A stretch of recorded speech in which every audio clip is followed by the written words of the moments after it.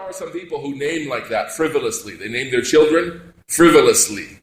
What do I mean by that? There are the people, the Quran picker people. They flip through the Mus'haf and they go like this. The child's name is Shaitan. They pick a name from whatever word their finger lands on. The child's name is Fi, or something like that.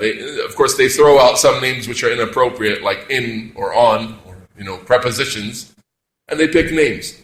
And they think this is like a good quality way to name your children. It's an attachment to the Quran.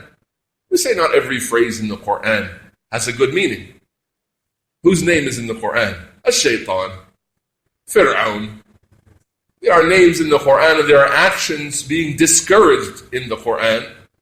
Fasiqeen, Zalimeen, there is dhulm, there is oppression, there is disobedience being described in the people who do those things. So it's not the case that you put your finger on any word and that's going to be a good meaning. That is a good name for a child. But there are people who do that. And when they do that, look what they do. They're basically saying that the word itself has no relative meaning based on the language. It's just a word that I'm going to apply to this child. And we sort of come from this. We pick names, and I mean in our Jahiliyyah before Islam. Steve, Mark, Dave, John. Do people think about the meaning of John or the meaning of whatever name they're picking for their children, or just what's popular and what has a nice sound to it?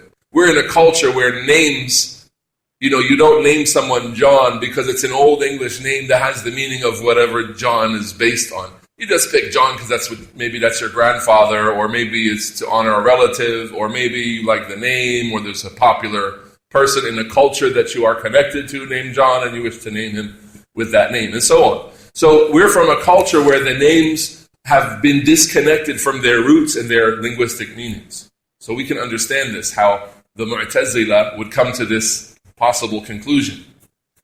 However, we should recognize that our culture is a result of heedlessness and distance from the roots of our language, and not based on academic naming, but rather based on culture and movies and whatever else that is predominant, not based on anything of a wholesome nature, of a good academic nature. Whereas Allah Ta'ala in His speech, then when He names Himself with a name and He informs us of that name, then every meaning that is understood from that is intended and is for us to understand. Not that some names have been put together without any intention connected to their meanings. So that is, again, we're going pretty deep into the Mu'tazila and their take on the names of Allah.